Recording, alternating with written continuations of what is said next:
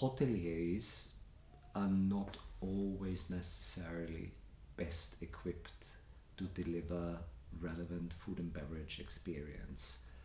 That was less so in the past, but over the years, of course, with a very vibrant food and beverage offering being available outside the hotel environment, particularly in a city like London, this became more and more apparent.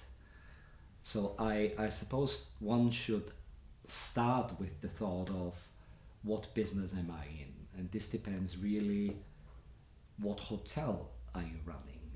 Who is your clientele?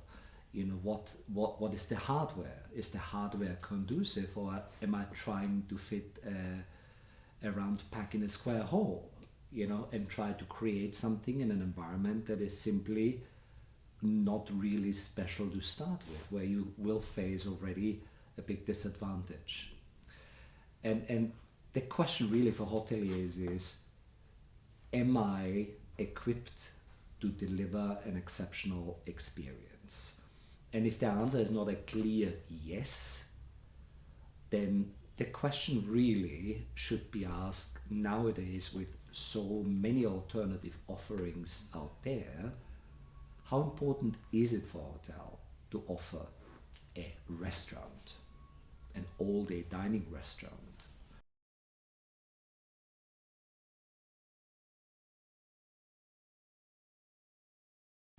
As a hotelier, you need to be comfortable, however, then with the idea that the concept might need to be revamped every couple of years.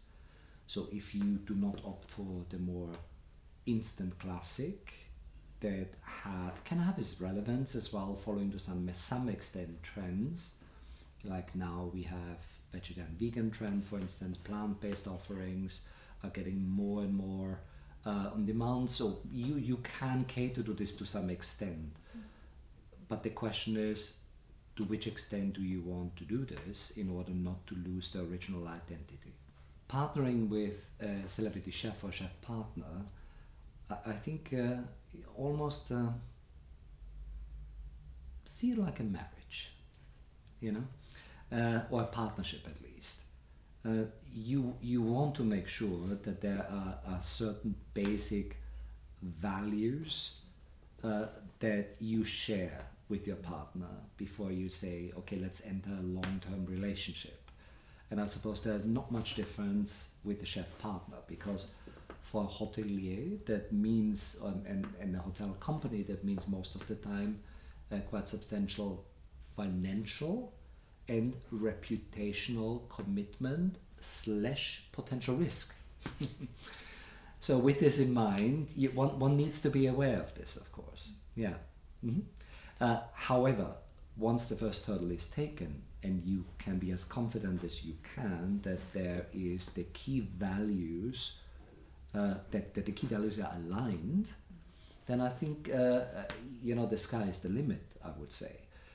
As long as you then don't miss out on the next steps, which is to clearly define what does one wants to achieve in this partnership. And then the next step is, holistically, how are you planning to go about? Because that's the next potential hurdle that some people might not be able to master when it comes to the execution. Because the chef partner might have a different vision of how you want to execute and deliver the food. Concept was aligned and agreed upon, but how do I deliver it? And I suppose if the values and what you want to achieve and how you want to achieve it are aligned to a large extent, then you are set up for success.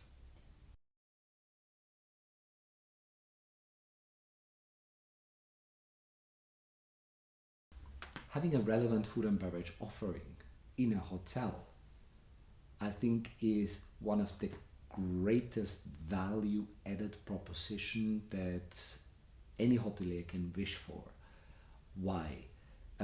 when you go back to the history of hospitality, the classic innkeeping, if you want, welcoming strangers and foreigners to your house and make them feel comfortable and pamper them and share whatever you have in the kitchen, and the basic historical concept of hospitality. I think one needs to look at food and beverage versus the accommodation piece of the hotel, not always as one piece. But what is important, that I think to have a sustainable long-term success, the role of a hotel in the local community should not be overlooked. And subsequently, to draw in the local crowd into your establishment is almost all the time done by a food or beverage, or the combination of both, offering that the hotel has.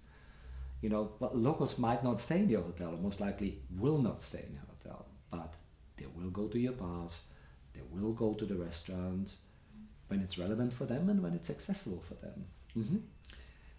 Then you have the hotel part. If you look at international travelers, what do they normally do? When they stay in a luxury hotel, one of the questions that our concierges get very regularly is, what are relevant food and beverage concepts in London? What are the restaurants that are currently en vogue? Where do local people go? And we're in a great position at the London edition that we can say that, go next door. We have one of the most relevant in-house. And it's filled with locals. So we have about, in average, about 80% for dinner, and same roughly for lunch, are local Londoners, if you want. And there's nothing greater for a hotel guest to visit a restaurant or a bar and feel immersed in the local environment, where you hear local accents and you feel you're part of it. And I suppose having this combination under one roof is an extremely strong proposition that, of course, allows a hotel then, once established as such, to drive your average daily rates, because you are in the possession of a quote-unquote USP that not every other establishment can offer.